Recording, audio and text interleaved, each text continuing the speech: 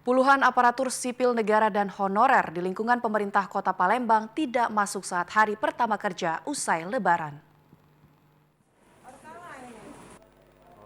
Setelah libur Lebaran mulai Senin 17 Mei hari ini, seluruh ASN di lingkungan pemerintah Kota Palembang kembali memulai aktivitas. Untuk memastikan tidak ada ASN dan honorer yang bolos atau tidak masuk kerja tanpa keterangan, Wakil Wali Kota Palembang melakukan sidak di kantor sekretariat pemerintah Kota Palembang. Dari sidak yang dilakukan masih ditemukan ASN dan honorer yang tidak masuk. Bagi pegawai yang kedapatan tidak masuk tanpa keterangan akan diberikan surat peringatan hingga penurunan pangkat dan pemberhentian.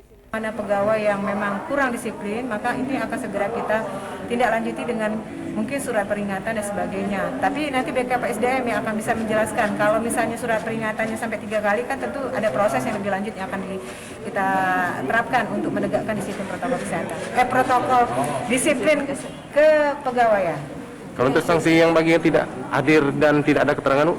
Ya, nanti BKPSDM yang akan melanjutkan tindakannya ya, sesuai dengan SOP-nya. Jadi kalau seandainya sudah ada beberapa kali peringatan, tentu ini akan ada tindakan yang lebih tegas lagi.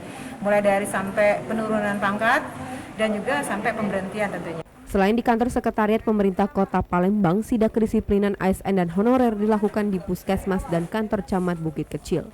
Romiko, TVRI Sumatera Selatan melaporkan.